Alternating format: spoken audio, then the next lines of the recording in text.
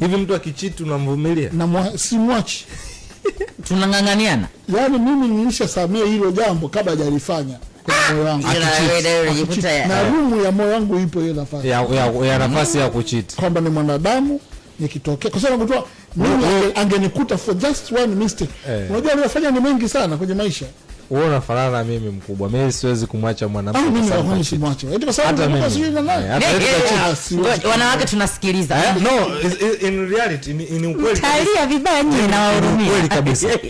Ikitokea yani sio ikitokea, mimi hata shai kutokea kwenye uchumba shai kutokea mwanamke amecheat na mimi nilisamehe tu.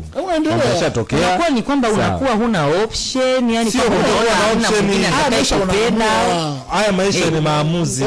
Kama mimi sasa hivi natongoza mwanamke mwingine mpaka akubali, hata wa kwangu pia na mwenyewe huenda hataki, lakini during the process akaona acha tu nikubali. Umeelewa? Kwa hiyo watu wengi wanaona ni udhaifu, kama mtu kuchiti unajua usikubali, achana naye. Utaacha wangapi? Utaacha wangapi? Hiyo ni nguvu. Yaani hiyo ni nguvu. Yaani sio udhaifu. That I can handle the situation. Kuchiti?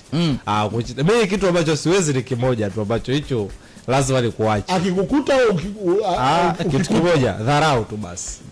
Okay. Mimi mwanamke akiwa na dharau basi hapo mkubwa. Yaani mimi mwanamke anayecheat na mwanamke mwenye dharau ni mhaini, yani mhaini. Huyo ni mhaini kwangu mimi. Au kuchitisha dalili ya dharau pia? Sio. Okay. Nakwambia sio, kwa sababu ni strength mkubwa. Hawa wanawake wanapambana, yani unakuta mpaka kaenda kacheat. Unajua kuna kama 9 alikataa hapo katikati. Ila kuna mmoja hivi unajua mkubwa, ukiwa unampressure mwanamke unamweka katika kona ambayo hawezi kutoka. Naelewa. Yeye ni binadamu. Unajua unapokuwa impressed na wanawake nje. Kuna wengine pia mtabani. Na unajua kila mtu. Good to see men talking about women. Na mwanamke wa ndoto yangu. Sasa yani kuna mwanamke mimi nimempicture ndoto yangu. Hata kama umeoa. Kwa Father's Day week. Umeelewa? Hata wewe mkubwa una mwanamke wa ndoto yako umempicture. Na hata mwanamke pia ana mwanaume wa ndoto yake. Yaani kuna maisha yaliendelea yalikuwepo kabla. Sema amekuonea huruma. Umeelewa? Huruma ndio toa. Huruma.